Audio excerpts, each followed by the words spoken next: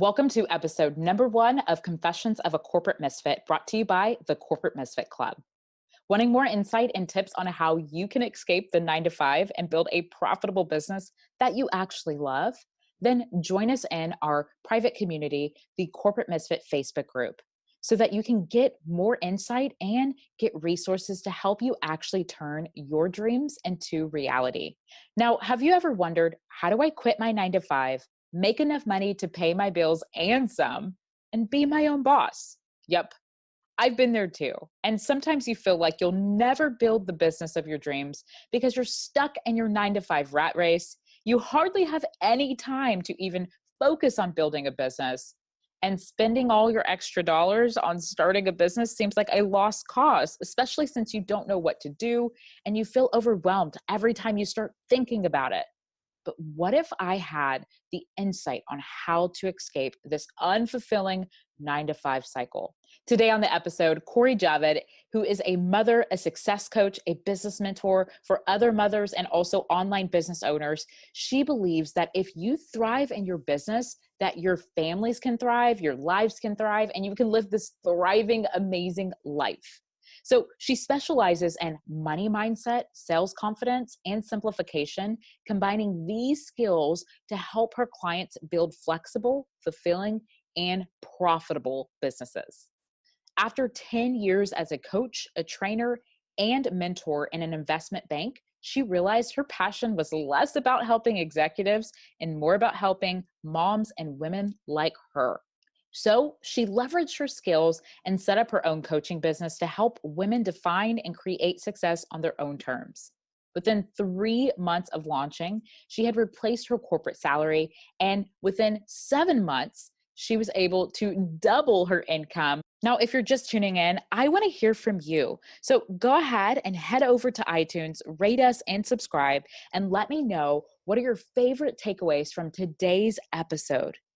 I'm so excited for you to get the goods on how to leave your 9-to-5 from Cori. So let's go ahead and dive in.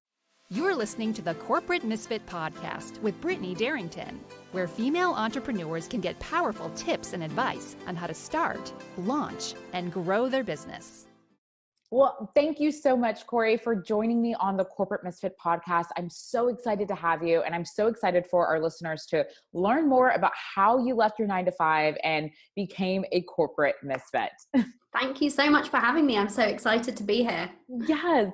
Now, tell me, how did you design that life that you wanted, create that flexibility, the profitability, what you basically teach today? How did you create this for yourself? Yeah, it's a great question. Well, the first thing I did was I set an intention that this is what I was going to create. So it's not on accident, it's by design, right? So when I left the corporate space, I knew exactly what I wanted for myself. I had been in a high-pressured environment. I was working in an investment bank, so you can imagine what that might be like. Oh, yeah. And I really wanted to show up for my daughter more. I wanted to be more of a present mother, so I knew that I needed it to be flexible. I knew that if I was going to be spending time away from my daughter, I knew that I needed it to be fulfilling, and I knew that I wanted to be well off. I wanted it to be profitable. So that was kind of what I set out as my intention. So that was the absolutely first step in creating that for myself, was having that clear intention so that I knew that those were my non-negotiables. And then from there, to be honest, I spent some time falling down the content rabbit hole. I think we've all probably been there. Content consumption, yeah. The answer's going to lie in this next webinar, in this next training on Facebook ads, in this next, we think that we're going to find the answers all over the place. And then I realized what I was doing. I was putting off actually starting. So I hired my coach and I said, this is it. I'm making a scary investment at a time when we were in the middle of massive structural renovations on our house. We had no back on our house. The back was off the house. My husband was not pleased that I was going to be taking money out of this fund to be spending on coaching. I was like, this is what I have to do. This is me putting my, mark in the sand and saying, actually, I'm going to make this work. And I think that intention coupled with that kind of action is what really kicked things off.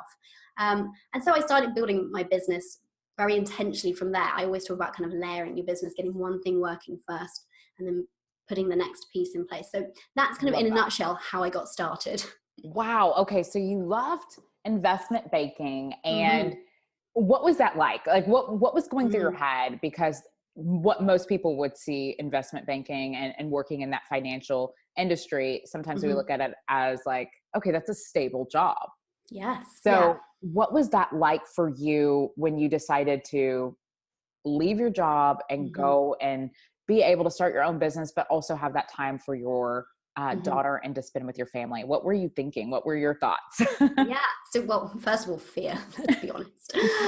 But to give you a bit of background on how that happened. So I was actually in the position where I was working semi-flexibly. I'm doing air quotes here around flexible, because anybody who's been in the corporate space and negotiates flexibility knows that it really means that you end up doing the work from home often. Because I tried to make it look like I was making it work. I was a head of a big team.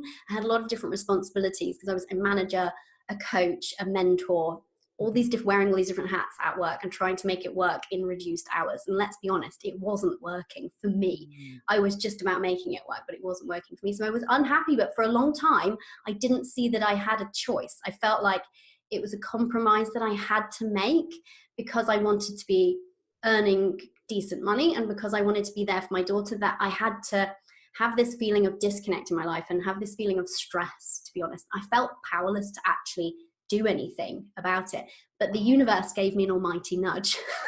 So that I found out that they were axing our entire department and they were moving huge swathes of people, relocating.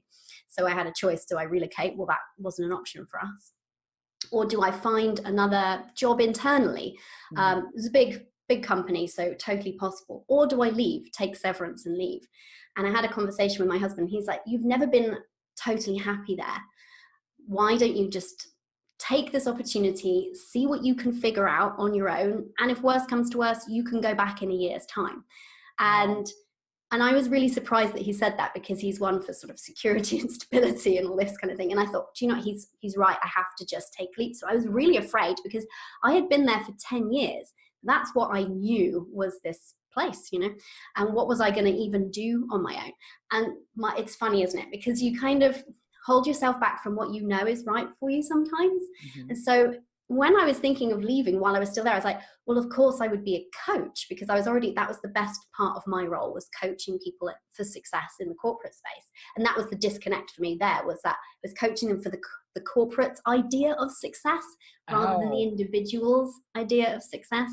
But then I sabotaged myself and I said, oh no, well, I couldn't possibly do that online. I'm going to do something different instead. And I actually spent 6 months doing a qualification in social media strategy and management, thinking that I was going to do that for other people. Now, I don't regret that, because it's a useful skill, hey, for any of us online business owners. But I see that I was like not really going for the thing that I knew inside me was the right thing to do. So I left still feeling scared, because I didn't know if I was going to make this work, but also feeling like, I'm not sure if this is right. And then realizing, no, I really need to listen to my instinct, go down the coaching route. And then, even though it was scary, it felt right. And because of that, I just had this conviction that I was going to make it work, and things fell into place quickly after that. But it felt really scary. The day that I walked out, I felt excited and afraid in equal measure, because 90% of my colleagues that were at risk of redundancy redeployed within the company. They found other jobs there. So everyone thought I was crazy for leaving the stability, leaving the private healthcare, leaving all of the things that went with working in an investment bank. But I wouldn't go back for love nor money now. Wow. You know, so that's so powerful. And I love there's a few things that you said that I want to just kind of roll back on, but I really love that you said, it's funny how the universe works and how things kind of started playing out, because you weren't really happy. You were happy to a certain extent, but you were never really fulfilled. Absolutely. And I love that you said, you know, it's funny how the universe works, because what I find sometimes is we might put that thought or that goal out there. I want to start a business, or I want to try something new in my life. But sometimes we get stuck in the, like, how are we going to do it? Or gosh, I feel like I can't get out of this situation. I feel powerless, or I don't. And you find all the reasons not to then. Yeah. Yes. And we can't allow the universe to do what it needs to do for us to get to where we want to go. But I love that your job actually gave you like this silver lining. It was like, hey, we're eliminating this position. Yeah. It doesn't exist. Go figure it out. Yes. Yeah, figure it out. And I love that you also were mentioning that, 6 months you were you found yourself trying to do something opposite from what you really enjoyed because of fear. Exactly. Yes. Gosh, that can really paralyze a lot of people, especially in the beginning stages.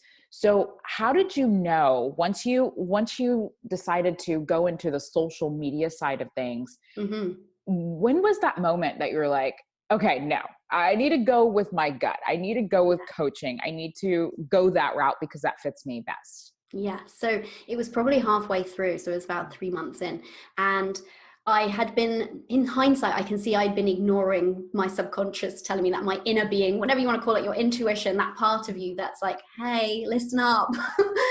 You're doing the wrong thing. You're going down the wrong path. But like you say, fear makes you do crazy things and cling to crazy plans sometimes. But there was just a moment when I thought, I just cannot see myself doing this for other people. I cannot see managing other people's social media. I liked the strategy side, but the idea of managing somebody else's social media just didn't light me up.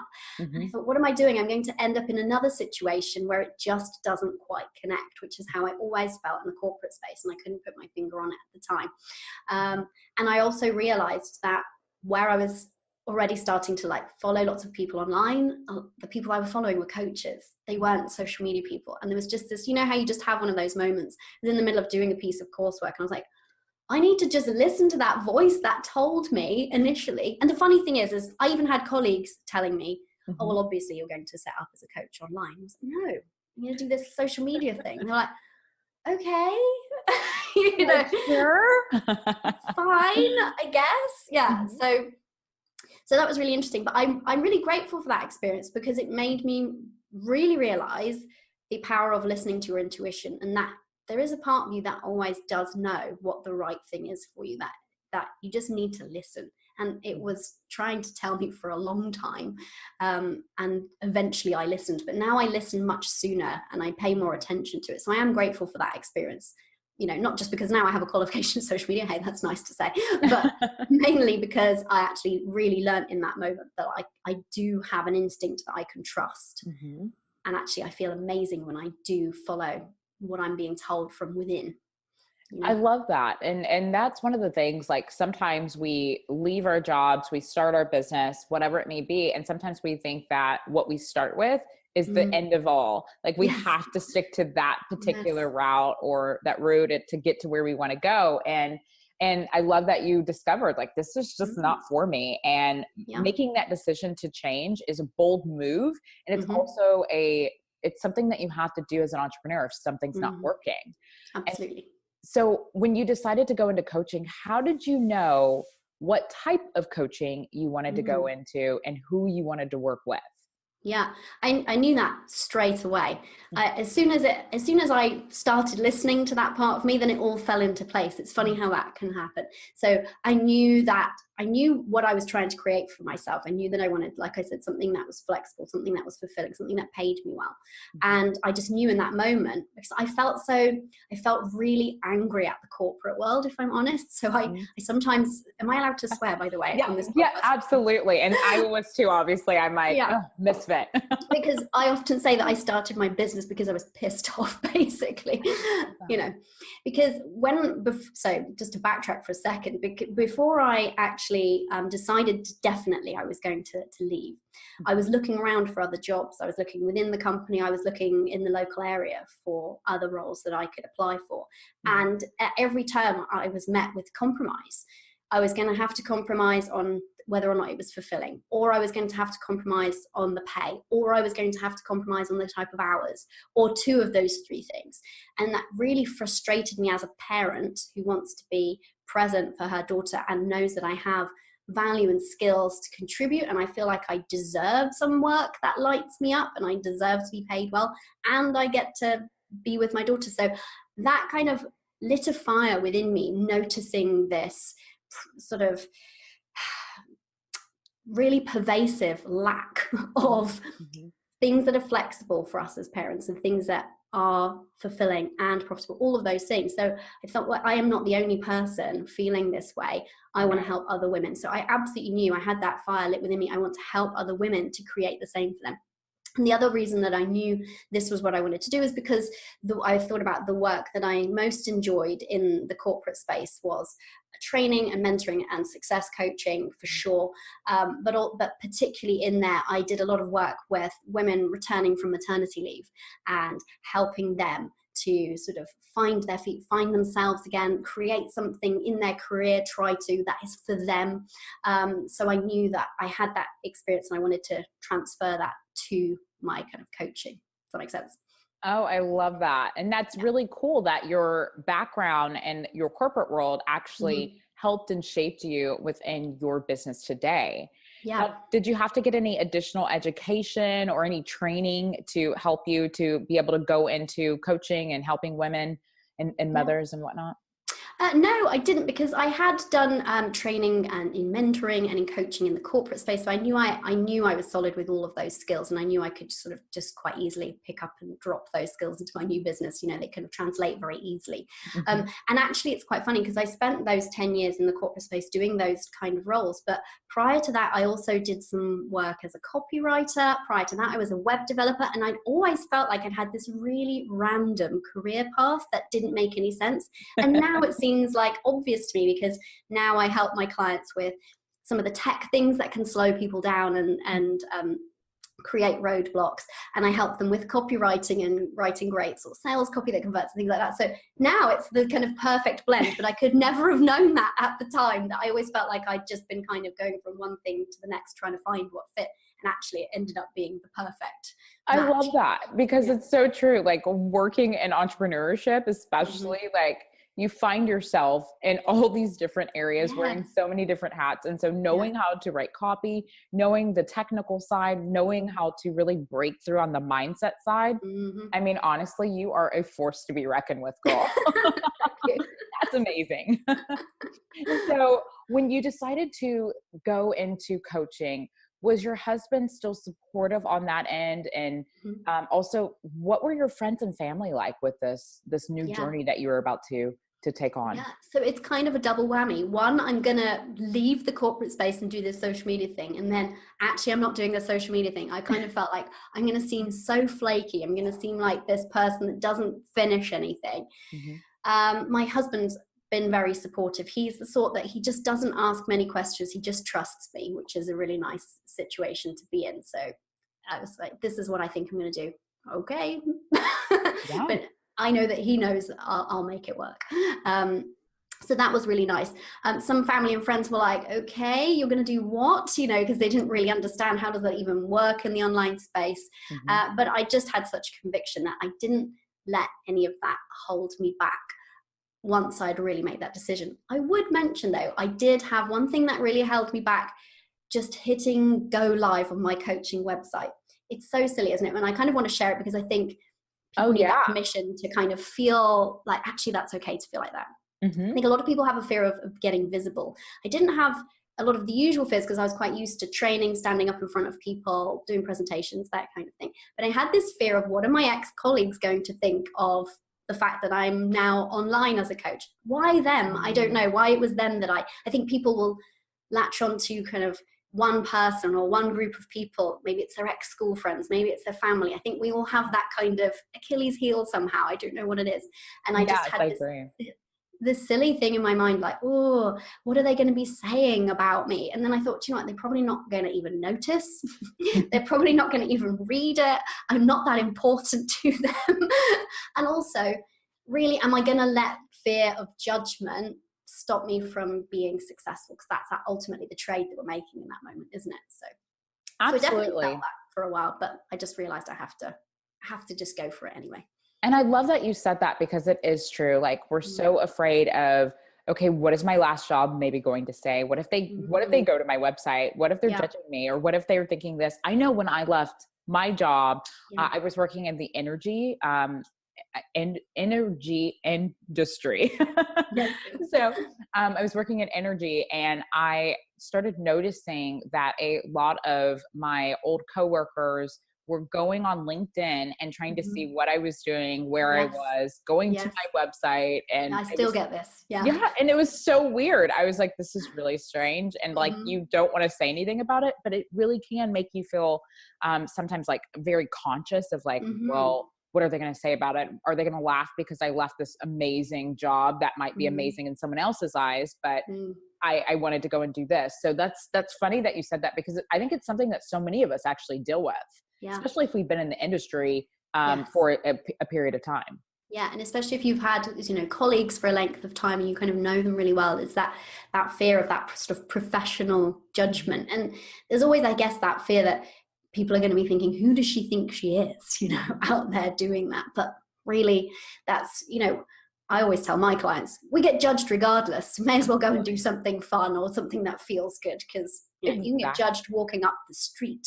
Someone judges your hair or the way you speak. Doesn't matter, So why not go and do something fun anyway? Exactly. And I always think as well, like in that moment when I was really feeling fearful, I just thought, to put it in perspective, I thought, do I want to be in 5 years' time successful and really enjoying this? Or do I want to be stuck where I am or back in the corporate space just so that I avoided that judgment?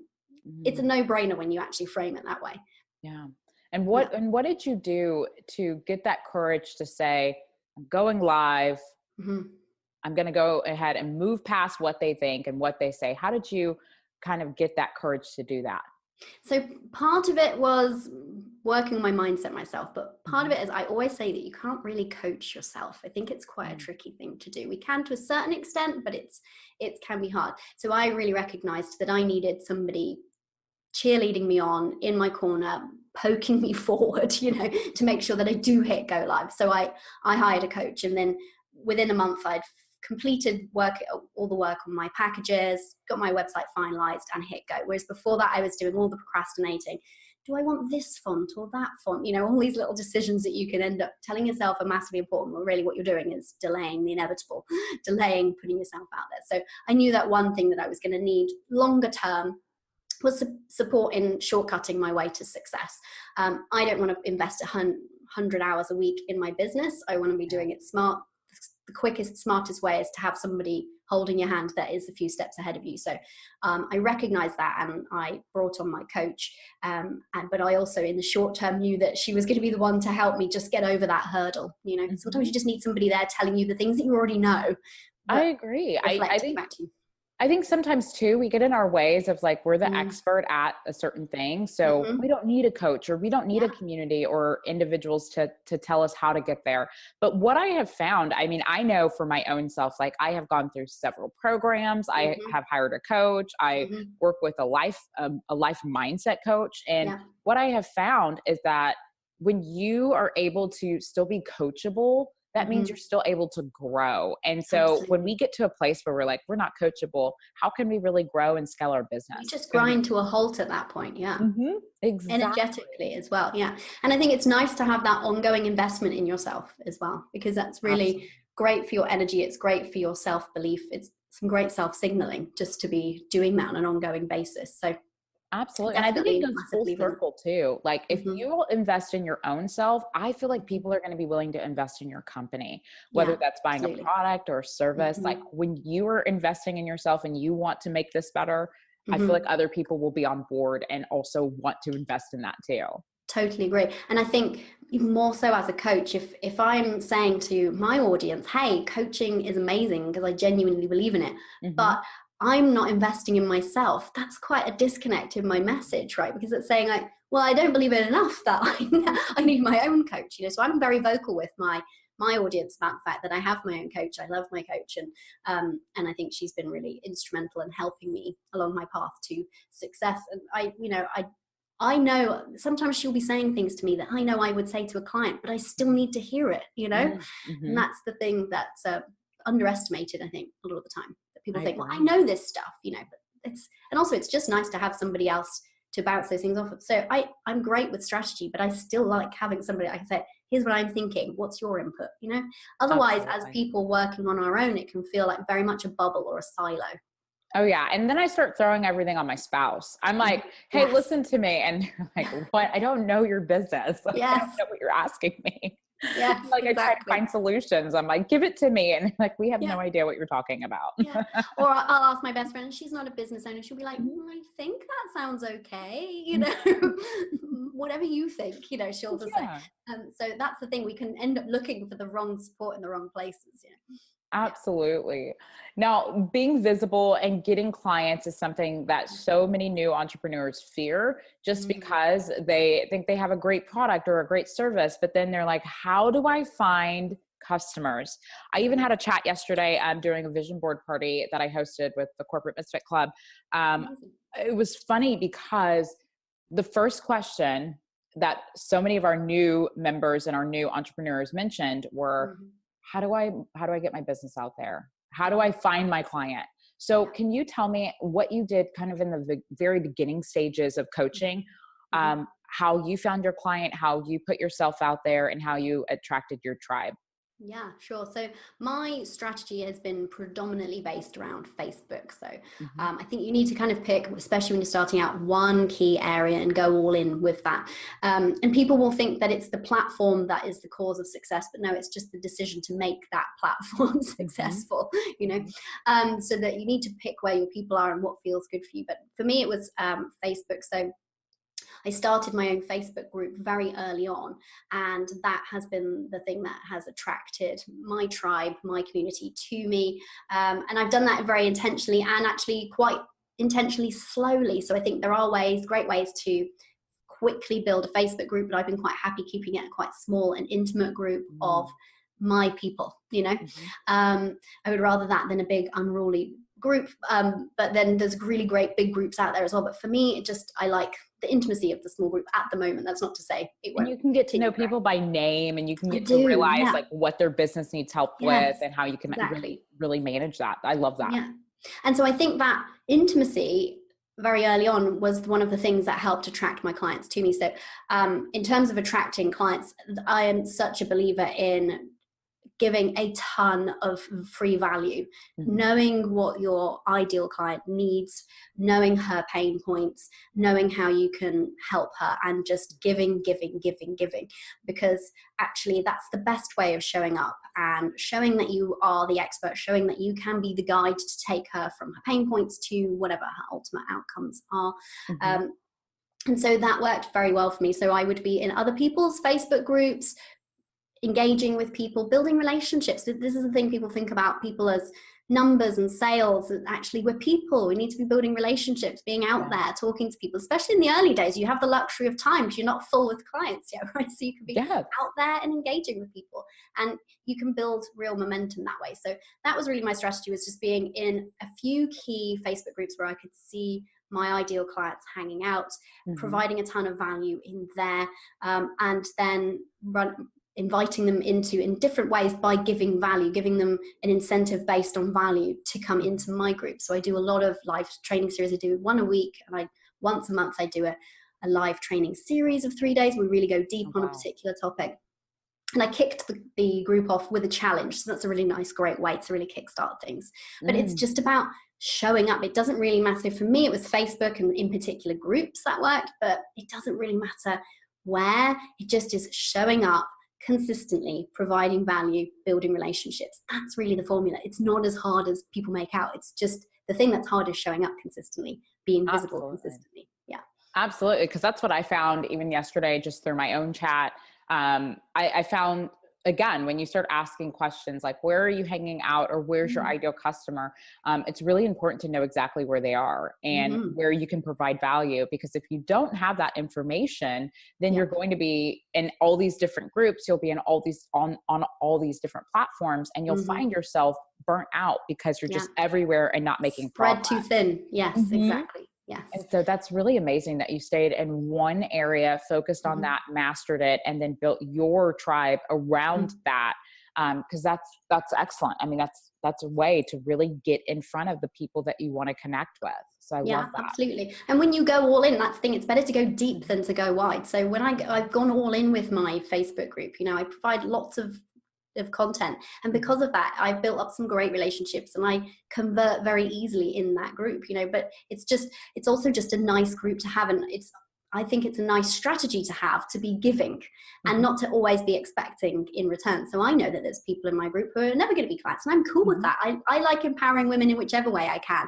And I'm only one person. I can't work with that many one-to-one, right? So so that's cool. So I think it's a nice strategy, because not only does it work, but also you're giving back at the same time, which I think is a good thing. Yeah. Yeah, providing that value is so powerful, and giving back, because what happens, I found that when you give, it is so easy to receive. It's when you're stingy, when you're holding things back. I mean, that's when you start to find that you're getting resistance almost from your customer, because you have resistance in giving them the value that they need. And so it's so powerful to give that value away.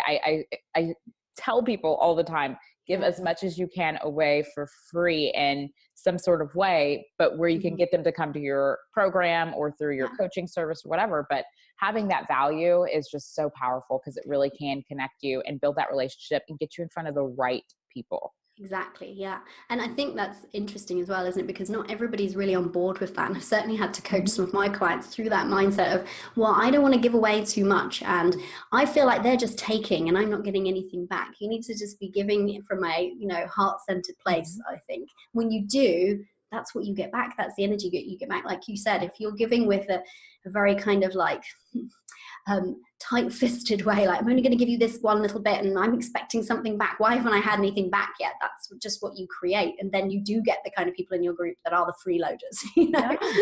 So I remember when I was like going online, so I was like, okay, I'm going to build my email list, I'm going to get this, and I had the freeloaders at first. And I think what I even was doing is I was finding that I was actually approaching them as if they were a freeloader. I was like, you're expecting it. Exactly. I was talking to them. My sales copy was talking to them like they're a freeloader. Like, and that's what I attracted. And it wasn't until just the mindset shifts and really making sure that, like, am I providing value, or I'm automatically trying to get from them? Like, why aren't they signing up for my programs? Why aren't they signing up for this and buying that? And that is not the heart to have, because when you do that, like you said, it's just like you attract what you are putting out there, and it literally will come back to you, and it won't be your ideal customers. You're so right. Yeah. And you can end up with a group full of these people who, just want to take and never want to buy anything from you, but you end up having created that yourself always. Exactly. Yeah. So a lot of people really try to figure out, how long is it going to take for them to generate revenue? How long is it going to take for them to turn their, sometimes it's a side gig, and they're trying to turn it into a full-time gig.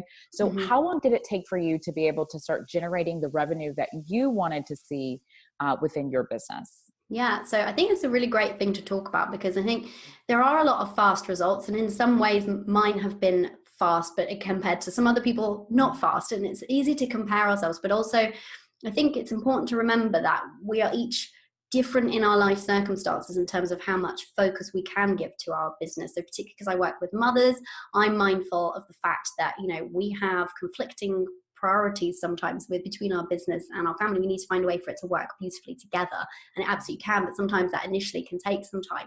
And I think people can put pressure on themselves to be, earning from day one. And if you're putting that pressure on yourself, guess what? It's going to take you longer. That's the frustrating but true thing. It's like a money block. Yeah, absolutely. Yes. As soon as you are fixated on where's the money, you're pushing it away, which is not what people want to hear, but it's true. No, it is. Yeah. So for me, I invested in my coach. So just to be completely transparent, I invested in my coach for a month before I even went live with my business. So, but then from that point on, I made no money the first month, no money up until the point at which it was month 2. And I think that's an important thing to say, because it takes time to build momentum. And that's the time in which people freak out and feel like they're doing something wrong. Actually, it just takes time for that to build. And then in the 3rd month, so not actually at the 3-month mark, just before that, then suddenly things just shifted. And what I was doing is I was working a ton on my mindset. And that's the thing that was like lighting the touch paper on my business. And it really took off. So within 3 months, I had in like almost an instant, I had replaced my corporate salary. So that was really fast, but nothing until then. So that's the thing that, people don't understand is it takes some nerve, I think, to be investing in yourself. You know, my coach isn't cheap, nor should she be. But, you know, to be investing in yourself and to be thinking, I'm making money this month, I'm making money this month. I didn't focus on that. I focused on, I know that this is the right thing to be doing. I know I'm making the right decisions and going the right direction. But it can, I know for some people, it can feel very unnerving to be in that situation of I'm investing every month in my business, in myself. And there's other investments that we make along the way, right? Like, you know, email providers, website subscriptions, all this kind of stuff. But so, yeah, so at just before the 3-month mark, I had replaced my corporate salary. So that was really cool. That is so awesome. Yeah. And I didn't stop there. So I doubled it in 7. Wow. Yeah. And so, and things have just continued month to month since then, all while, and I like talking about this because I think it's really important, all while working an absolute maximum of 25 hours a week. Wow. So I'm most proud of that fact than the money goals, you know, the money achievements. It's the hours that I've achieved it in. That's the biggest, I think, proof that I have to my audience that we can have it all. We can be present as parents and we can make great money. So I love that you only work 25 hours a week. That's something that I know for myself, I'm just kind of working towards. I used to work on like hustle, grind, burnout mode and 100 for me. And then now over time, as I have gotten older, and then also just wanting to really be present for my family, I've been working to getting to the 25 hours. So how did you set boundaries? And this is kind of a selfish question. Yeah. How did you set boundaries and how did you make this game plan of, I'm not going to budge. I'm not going to adjust my schedule. I'm only going to work 25 hours a week or less. Yeah. So I made that commitment to myself from the outset, because for me, that's what my business is built on, is I want to teach and show other women how to build their income without building their hours, because it can feel easy to get stuck into that trap of I have to do more hours to make more income, right? And I knew from having done the hustle and grind in the corporate space that was unavailable for that anymore. And so I made that commitment to myself. So part of it is just having that rock solid non-negotiable. And it's not that I feel strict about it in terms of work-life balance, because I absolutely love and I'm obsessed with my business, but it's more that I see it as a game. I see it as, I think it's a fun challenge to see how far I can keep pushing this income threshold, how far I can keep pushing the revenue of my business without ever increasing my hours. Now, it isn't necessarily that easy, because, you know, you can feel tempted to put the extra hours in, but I've just been very firm on that with myself, because I know how my day runs. I know how my week runs, and I'm very intentional with my time. So I don't book client calls on every single day of the week. I have at least 2 days of the week booked out for either stuff that I want to do, or CEO time, or content creation, the other stuff that it takes to run a business. And I'm very intentional about how I've built my business. I could have definitely built it quicker. I could have earned money faster after a certain point. If I had put in more hours, if I'd been willing to, for example, to take on more coaching clients, but I've been very intentional about how I'm building my business, and I want to increase the income always without the hours. That, for me, it's like a game. How far can I push this right now? The other thing is that I realized quite early on that I was going to have to get on board with investing in my business in terms of support really inside my business sooner than other people would. I was just about to ask you that. Do you have a team or anyone around you? Yeah. So at the moment I have 2 VAs and I'm actually looking on hiring somebody else to help with my podcast. So, but I did that very early and before, you know, it felt quote unquote justified, you know, but that was the thing that allowed me to keep growing my business. So I realized that if I'm going to continue in this way, I cannot do it all on my own, and I shouldn't even try. And just that's going to lead to burnout. So if I want to stick to my hours, I need help. And so that's part of the way that I've built my business, that I always think about. If I'm going to be doing something different, expanding, say, adding in a new revenue stream, it's okay, how much is it going to cost me to build that? Because I'm not putting in all of the hours to make it happen. Who am I going to need to help me? So it's possible if you see it like a kind of fun thing, a fun challenge, but also see it that it is possible. That's always been my mindset. It's totally possible. So let's see how. And actually I try even push it, because I quite often will do less than 25 hours. I kind of see, you know, like I will take a day out to go to the spa, or I will just, you know, go out for a coffee with a friend. But the things, I love my business, but I think it actually works better because when I'm in my business, then I am so focused. I'm so switched on, and I'm so intentional with that pocket of time, because I know that I have stuff that I need to do, but I'm also very intentional with, is this a task I should be doing? I'm quite clear in my business about what is my role and what is not my role, what is not my zone of genius. And I unapologetically hire all of that out. So, Love that. Yeah. Yeah. So actually the first hire, the first hire I made was my accountant, because I knew that that was something I wasn't going to do myself. So, you need to just be looking for what's going to drain my time. What isn't my zone of genius? Who can do it for me? And I think that's what so many of us really struggle with. We have that entrepreneurial control mentality sometimes in the beginning. It's my baby. Only I can do this. And I can do it best. Yeah. Yeah, I can do it best. No one can do it like how I do it. Yeah. And I found I'm like you. I'm like, I will give everyone else the project. I'm like, you can do it, run with it, have fun. But I know, like, in the very beginning, there's that scary stage of like, if I give this to them, I pay them, I'm using, maybe I'm limited on my funds right now, and I'm going to give this to outsource. And what if they mess up? Yeah. So how did you go through the process of building the team and also getting the people you believed were best for you? Yeah. So in terms of my team so I have my kind of bookkeeping and accounting. I outsourced that pretty much straight away, because I just knew that was going to be something that was going to hold me back. So that didn't feel hard, because that didn't feel like part of my business, if you know what I mean, at that point, things that I was really invested in. But it is quite funny actually, because I had decided I wanted to take on 2 extra clients. I wanted to expand the number of clients that I was serving in my one-to-one sort of signature program. And I was having discovery calls, and I was getting lots of yes, but not yet answers. And I was like, this is weird. And I always think that if you're getting a theme coming up in discovery calls, it's a mirror. It's telling you something, that you're putting an energy out there. And so I was speaking to my coach, and she was like, so is part of you feeling actually not available for them? And I was like, well, I just feel quite busy, even though I want them and I feel like I'm going to have space for them. I don't feel like I have space for them now. She's, well, that's, you're repelling them, obviously. So what I did is I had to hire my VA. That was my first real hire in my business, to take on some work, take it off of my plate, to make me feel like I'd freed up the space. And it's so funny, because I had a conversation with her. Now, the funniest thing is, I'm telling my coach this, she said, so I think you're ready to hire your VA. It's something we've been talking about. I think you need to just make the leap and go for it. And then the clients will appear. And this is where people get stuck, isn't it, in their business, because they say, when I get the 2 clients, I will hire my VA, but you end up forever stuck. You need to hire the VA to make space for the 2 clients. We get it the wrong way around. And so even though I know that, like we've said, I needed my coach to tell me that.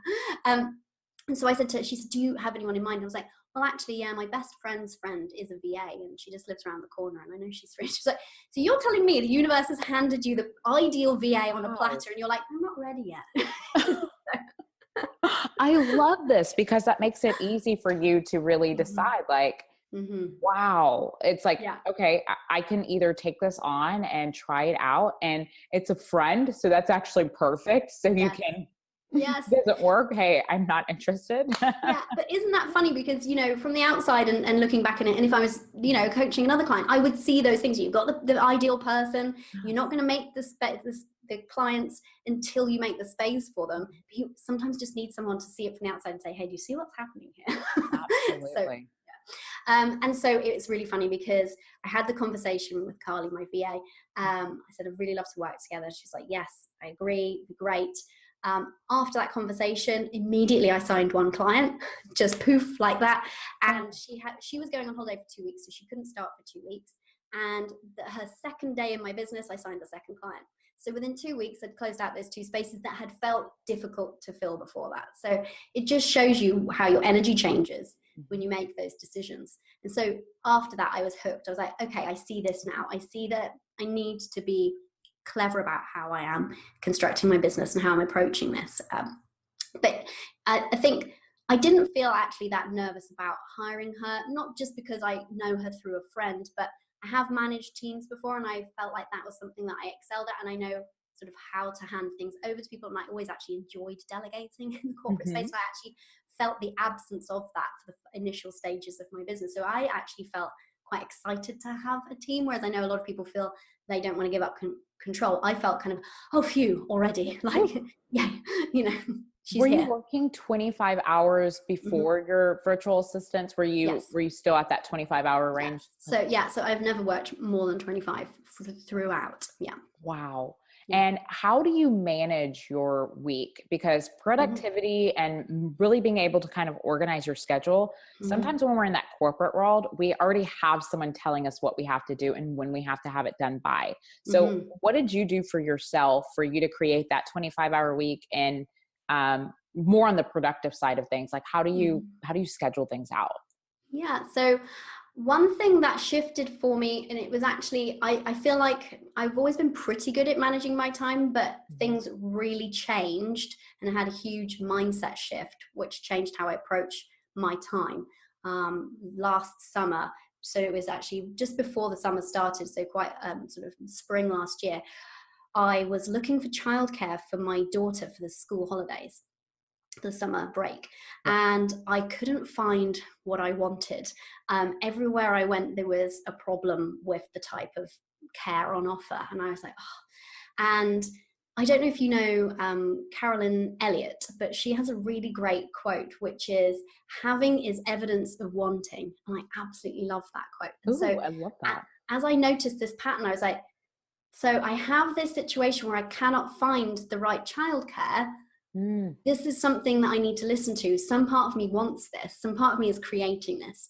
And I realized in that moment, I don't want my daughter to go into childcare for the summer. I don't feel ready. She's only 6. And I feel like I don't want to give her over to someone else. So of course, I'm not going to find somewhere that's right because I feel like I don't really want her there. So when I realized that, then I was like, wow, I'm going to really have to get creative with my schedule, because I was going to go down from 25 hours to even less for the summer.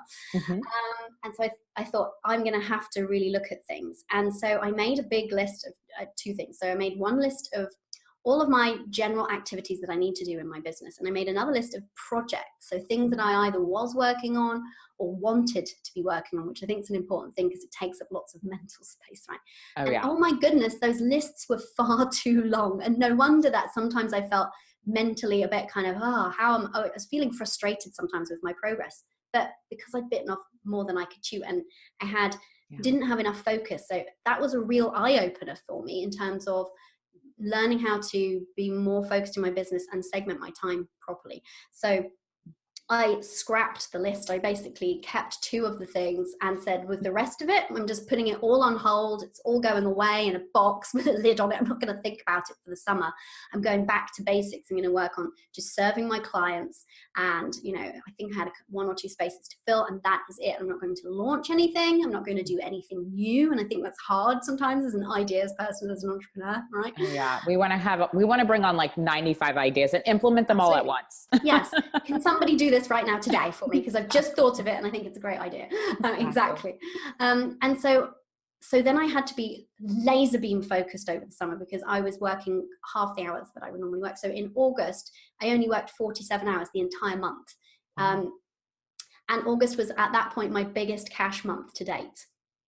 So it goes to show the power of being focused. And in that moment, I was like, wow, this has been a game changer for me. I feel so much better because I have a very clear focus. I know exactly what I'm working on in my business. So now I only ever allow myself to have 3 focuses for my business, and I make sure that my activities are aligned with those 3 things, and I do not allow any new projects to come in. I have an ideas list, so I don't feel like I'm stopping my creativity, but I have those 3 things. So I plan my day based on those 3 things. So I will always include I like to plan my day the night before.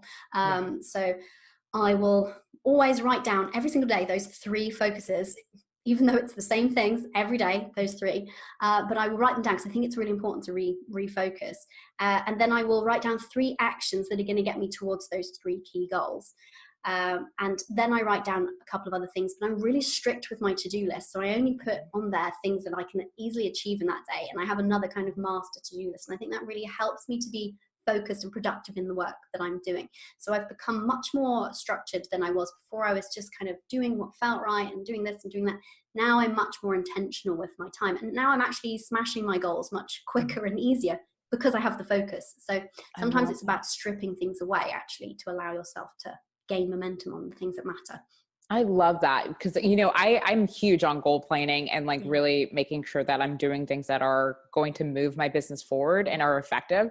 Yeah. And what I found is that when you narrow down your to-do list and get it down to like 3 things, 2 to 3 Yes. things, Yes. it allows you to open up space for you to implement new things in the future because you're able to give this particular thing your full focus. Yes. And I don't think people realize when you're giving 25% here, 5% here, 15% there, you're all over the place and you can never really give that thing that you want to grow and create its full attention. Yeah, absolutely. And I'm sure you are the same as me, as I meet so many women who are feeling busy but not achieving anything. Yes. And that's the Overwhelmed. symptom of not being able to manage your time, not really understanding what your core activities are that you need to be doing. So the other thing that I do is I always make sure that I have some kind of sales related activity every day. That could just be following up on a warm lead or reaching out to a potential client, or could be anything, or adding a little call to action at the bottom of a post, a social media post. But I make sure to do something sales related every day, and I make sure that I'm connecting with my people in some way every day. And I think those are things that build up that momentum over time. So I also think it's about knowing what the activities are that move your needle on your business, because it's very easy to be busy and not be making any sales. Oh yeah. I've been there and I've done that too many times. And I know so many entrepreneurs who do it too, where they're like, I'm so busy. And then when you go and really strip things back and you look at the business model and where you're at, whether that be how many clients you brought in or how many people purchased your product or service, and you're like, whoa, what were you doing all month? I mean, you have nothing to show for this. So being able, and yet you felt busy the whole time because I was creating this and I was watching that and I was doing, And it's so funny because that's exactly what happens. We're like, oh, wait, we did all this stuff. And you're like, you're right. It's overwhelming, but nothing is actually happening. So being so focused and having clarity and really being aligned with your 2 to 3 things, I think is so powerful for people to know, because it can help you to really get so much further along versus staying stuck in that beginning stage. Yes. That's where most people stay. Yeah, they stay in that kind stage. of holding pattern and they don't understand why they can't get out of it. But it's that they don't know what the things are that they need to be doing and consistently, and they don't know what their focus is. And I think you, even having those 3 focuses, you also need to know which priority they fall in. You need one that is your top priority, that if something goes awry, especially as a mother, you can have a sick kid and you're all of a sudden your plan for your day goes out of the window, if you're going to be the one staying home with them. And you need to know is, okay, what's my bare minimum? What's the kind of fundamental thing that I just really need to do, or need to get somebody else to help me doing, to make sure that I don't completely drop the ball, so I keep some momentum. And if you don't know that, then it makes it hard to deal with those natural peaks and troughs of activity elsewhere in your life. Absolutely. Now, do you still create, do you create like 1-year goals, or do you do 90-day goals, or what's your goal system that you plan for yourself and your business? Yeah, I like 90-day goals. I like having things that feel close and I can almost reach out and touch them, and I like the kind of urgency almost around a 90-day goal, but I do always have a bigger, longer term kind of general vision direction, and I spend some time regularly getting in touch with that, revising that, feeling into that, because I think that's important as well. But I like to work on 90-day increments. Definitely. I love that. We just started finishing our goals for 2019, and we break ours down into 90 days, like full detail 90 days. And then we have kind of that idea of where we want to go for the remainder of the year. But it is so powerful when you get clear, because that will help you to actually structure your day and your weeks and your months around those particular goals that you were mentioning earlier, when you have an idea of where you want to go. Gosh, I love this. Now, mindset. There are a lot of things that come along with being an entrepreneur, and from productivity to being able to work 25 hours and really using your time efficiently. Do you have any mindset practices that you implement into your business and your day-to-day activities to help you really set yourself up for success? Oh, for sure. And I think that really mindset work is the majority of our true work, because we can have an amazing strategy. I've said this before. I don't know if, when you say something enough, I don't know if I came up with this or if I heard it from somewhere else. So I'm not going to say it's mine. I feel like it is, but I don't know. Feel free to correct me if you're listening, somebody out there. But I feel like having a strategy with no mindset work is like having a car with no fuel in it. It's not going to go anywhere. It looks great, not going anywhere. It's really when you do the mindset work that your strategy takes off and the action that you're doing is most effective. So I could talk about mindset till the cows come home, but Same here. I'm like so addicted with talking about mindset. I'm like, it's so powerful. I don't think people realize.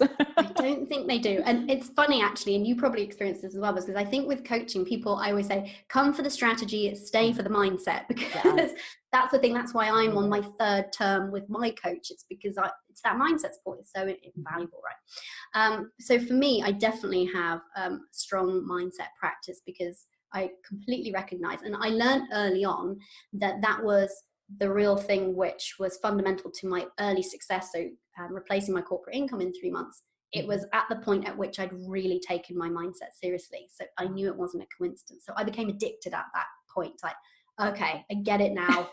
Noted. This is part of my life now. So every day I do mindset work. And I will vary it. I have some things that I just love, so I do them all the time, but I also vary it, some of the other activities. So first thing in the morning, I grab my journal and I grab a pen. And there's maybe too much information for me, but I take it to the bathroom and I lock the door, because I have a small child and it's the only way I can guarantee 5 minutes of privacy. That is amazing. Yeah. I like little that. mum life hack. Yeah, exactly. Because I think this is the thing. A lot of the mindset stuff that you can find online is like, journal for an hour and meditate for another hour and then do, some yoga or something. As busy mothers who have a business and kids to juggle, you can be feeling like, well, that's not available to me, then therefore I can't do it. But actually, you can do some really great mindset work in 5 minutes. I'm a big believer in that. So I always spend some time journaling, but I'm very specific with my journaling. I do lots of affirmative sort of I am statements in there, thinking about the person that I want to become to actually do the things that I want to do. So I will vary that just depending on how I'm feeling, what my focus is. But that's a really great start to my day, and it makes me start in the right frame of mind. Then another couple of things that I do is I have a playlist of songs that make me feel, just really badass and really like, yeah, I'm going to crush it today, or like, yeah, everything's amazing. Like, depending on how I want to feel, how I want my energy to be, I will listen to a really great song and I would like close my eyes and visualize great stuff at the same time. So I have that just kind of injection of high energy, because I think a lot of mindset work is really bringing your energy up and feeling good, which I think that can get lost. We can feel like it's some kind of path to enlightenment, which sounds long and unattainable. Really, it's about feeling good, feeling happy.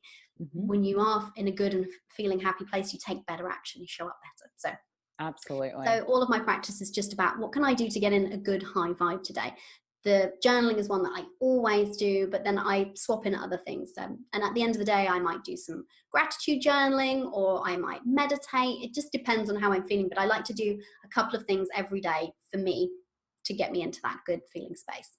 I love that you mix it up, because sometimes people get set in a way and they're like, this meditation is not working for me, or this journaling is not working for me. But mixing it up will help you to really even just identify what you find that works. And then also too, it allows you to change it up. Like being able to journal, being able to meditate, or being able to just have that podcast or that music that just puts you in just high energy is so powerful. Absolutely. I love that, because I don't think people realize when your energy is on a level of happiness or abundance, or just on the frequency that it should be to get to where it is you want to go, it opens up the doors and the opportunities. It creates really creativity. It just, I can spend all day talking about mindset. And I find it's really incredible. Like, I find when when your energy is really on point, when your mindset is really on point. And whenever I have one of those weeks where I'm like, I'm really on it this week, I'm really feeling great. Those are the weeks when I get way more engagement on my Facebook lives. I get way more emails back from people on my email list that are just responding to something I've put out there. I get way more DMs. I get way more random discovery calls pop into my calendar. It's not a coincidence. It's just you are showing up with that right energy, And so I think that's really our true work, is to get into that place as often as we can. People sometimes don't want to hear that because they think that mindset work is a kind of nice to have. It's a bit fluffy, or it's a bit woo-woo, or whatever. Yeah. Oh my gosh, we both just said that. It's a bit woo-woo. A bit woo-woo. And it's that, and it feels like it's not, but I need to get on with the real work first, you know, they will say. But actually, when you do spend some time, it doesn't have to be a huge amount of time, getting into that great energy, that great mental place, everything in your day goes better. It's just a natural outcome that way. I completely agree. And that taking that time just to even identify, like, okay, what can I work on within my mind? Because our mind really controls like 90 something percent of what it is that we actually do. And so if our mind is right, if our mind's in alignment, if our mind feels great, all that can come from that is the vibes that we're putting out there that come back to us. So Exactly. it's powerful. Oh, I love this. Now, if you could give any female entrepreneur advice that's looking to leave their 9 to 5 and start their own business, what would you tell them? Well, first of all, listen to their instinct, because that, you know, like I said, I went down the wrong path because I wasn't listening to mine. So if you're wanting to leave your 9 to 5, listen to your instinct, go with what feels right. The other thing that I would say is to set an intention of how you want it to look, because it's easy otherwise to take whatever's not working for you in the 9 to 5 and accidentally transpose it into your new business, you know. So creating business prison. Oh. Yes, exactly. And sometimes people will think like the job is the thing creating the stress, but sometimes it's actually your response rather than the actual job. And then you can actually bring the same stress to your business when you felt like the business was going to be the relief. So you need to be really intentional about, how do I want to feel? How am I going to set up my business in a way that it makes me feel the way that I want to feel? And I think people aren't intentional enough about how they're designing their business, because they just want to get it making money and they just want to get it started and they want to get going. But actually, it's worth spending some time thinking about, how do I want to design my life? Because it's not going to happen accidentally.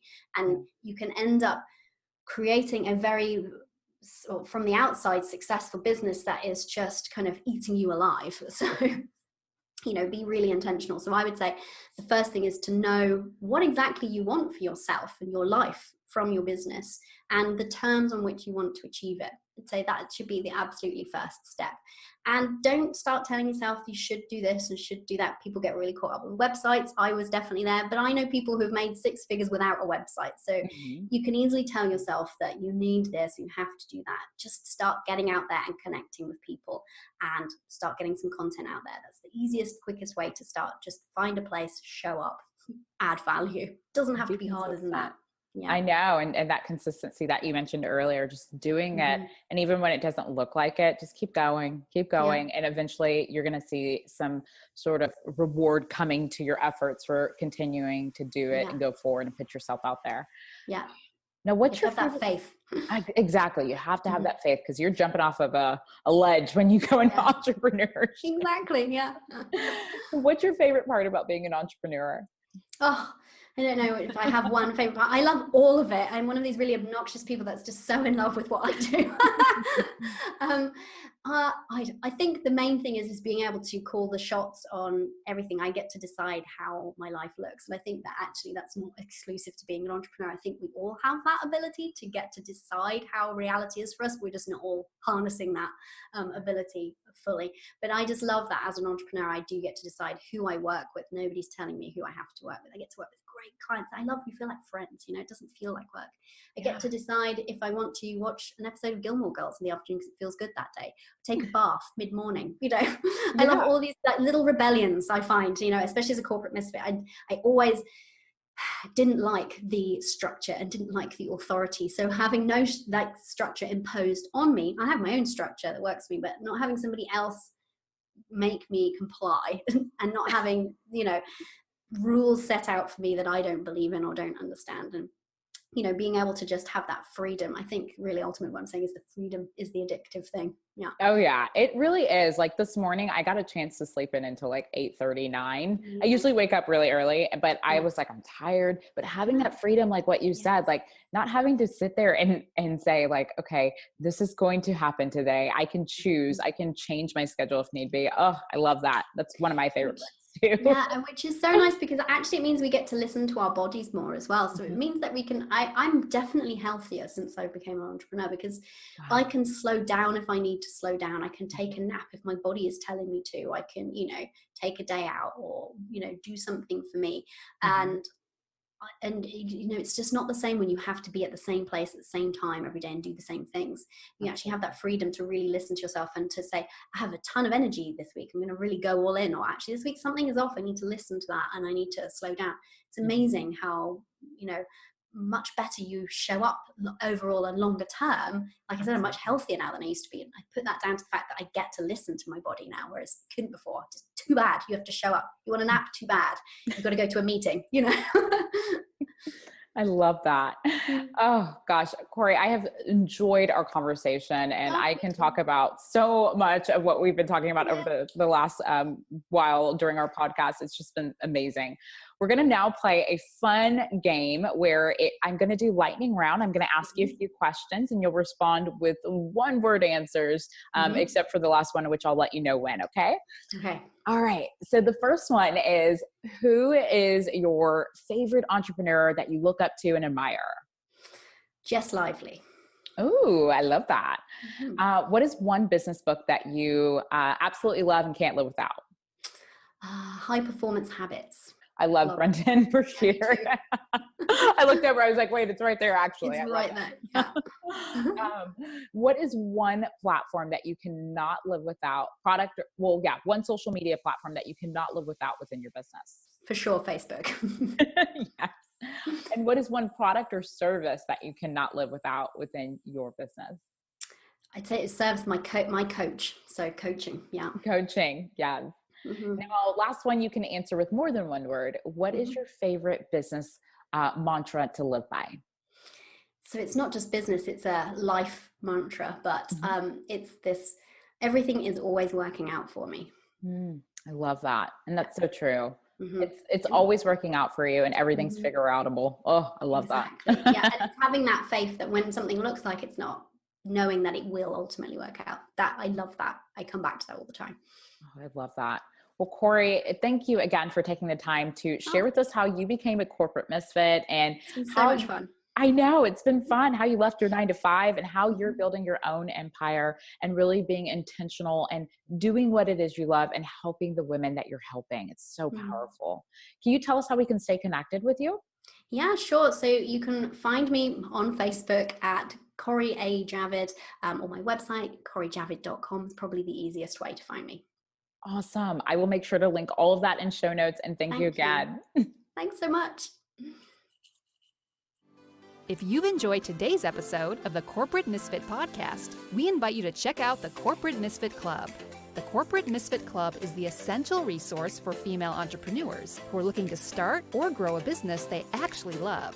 Whether you are a seasoned entrepreneur in your startup phase or simply thinking about taking the leap into entrepreneurship, we've got your back, girl. With our extensive course library, monthly training, exclusive members-only discount perks, and unlimited tools. We also have a supportive community of women where our members share stories, experiences, their wins, and business tips. The Corporate Misfit Club is the perfect place to be to start, launch, or grow a business. So check it out at corporatemisfitclub.com.